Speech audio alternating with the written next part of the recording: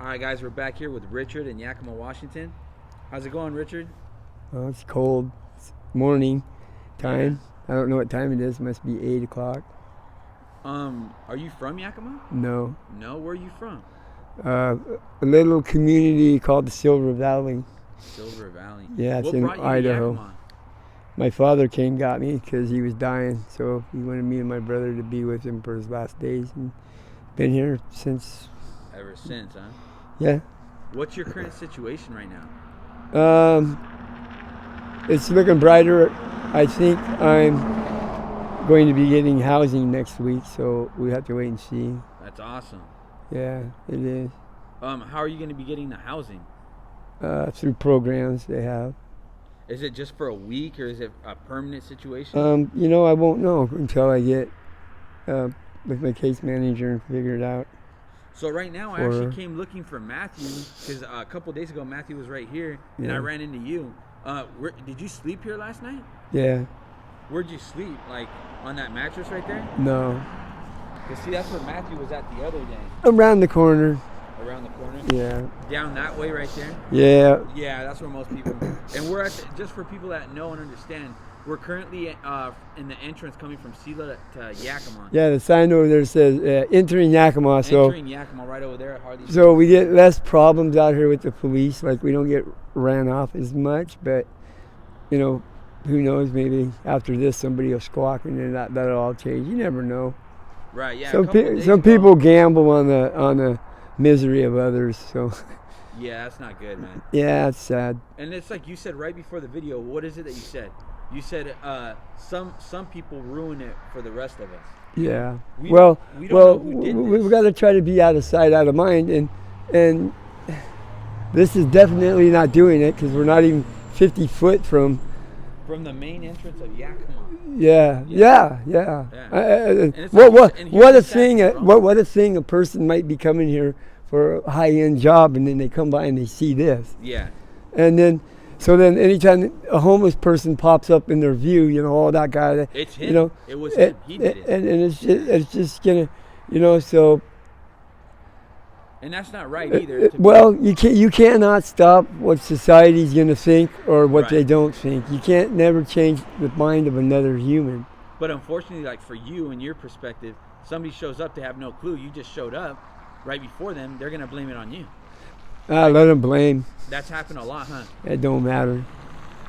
Has it happened a lot? If it don't fly, let it fly, man. If it don't apply. Does that happen a lot to you? Because a lot of people tell me that happens to them.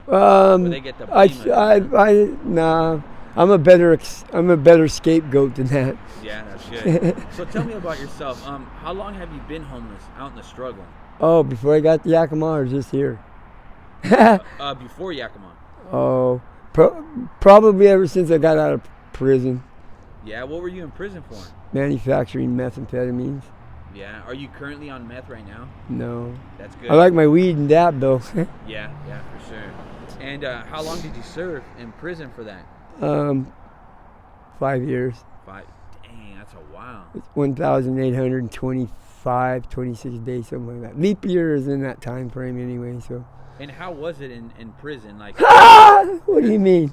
Like, you just have to go there to find out first. Huh? Yeah, because how can What kinds of things that stick out in your mind from the 5 years that you were there?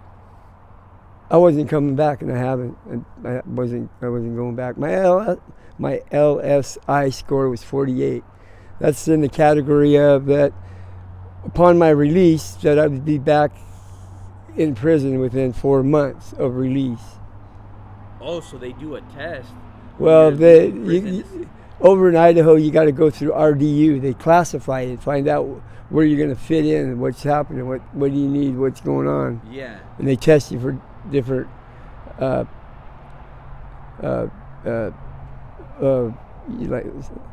can I say it, like STDs, and if you got like blood problems, and they kind of do that because they want to make sure you can get housed in the proper places. That's interesting. I didn't know that there was programs like that. Yeah. Do you have anything that sticks out to you from what happened in prison? Like any stories that stands out in your mind? I watched somebody get through off the top tier, 3 tiers, Really? Over a 10-cent ramen. Over a 10-cent ramen. 10-cent debt. And did they pass away? I don't know. I don't poke my nose where it don't belong. I try not to. That's what especially if I know it don't belong. I ain't doing it.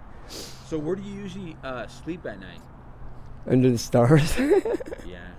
Yeah. Like, do you usually sleep under the bridge, like right here, or? No. Where do you think it's safest? Do you stay at the UGM at the Union Gospel Mission? Oh God, I'm not biased in that, so I can't really answer that with a biased question because, I caught pneumonia twice there last year, from February to May. Oh wow. Yeah, I had to get quarantined twice. Wow. Because I was sleeping in a place where there's a bug. So. So do you choose to stay outside in the open because of it? Well, if I get sick, it could kill me. So that's the end of that one. Do you have a tent, or how do you do it out here?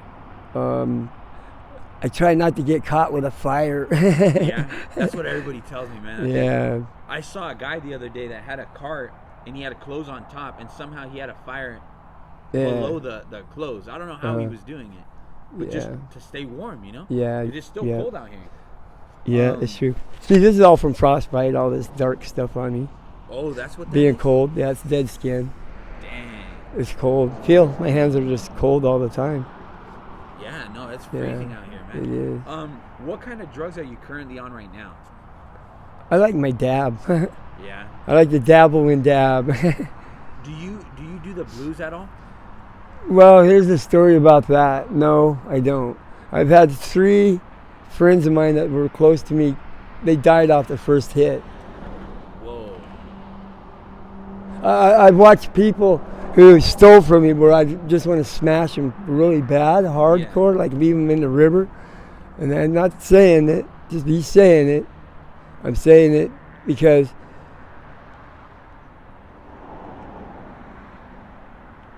it takes a lot out here to make it in any level of standard. You got to sort of dumb yourself down as far as what you would know is your typical 9-to-5er. Because there's a lot of stuff that you might not agree with. There's going to be a lot of that. So I try to get along with everybody. And that causes conflicts with some of my other friends too. But, that's the way it is. It's simple with me. If you make me choose between you and one of my other friends, well, I'd have to lose you as my friend because you're not going to give me that choice. Because that's not. I value my friends as much as I value the next friend. They're all my besties if you're my friend. But it takes about 3 years if I can figure out if I even like you that far to let you close to my personal how I be. But getting back to the blues thing, these people, I've been ripped off so many times by them, and the same people that I wish by people that do the blues that would be dead, I ponder upon them, and there they are. And you need a 911 call to the ER, so I do it for them, despite my interpersonal feelings of, fucker, you don't deserve me calling nothing. And they're dead. They're dead. They're and I got no Narcan. I don't know anything about that shit. Would you consider, because I've been told that there's different groups amongst the homeless, there's the meth, the heroin, the blues.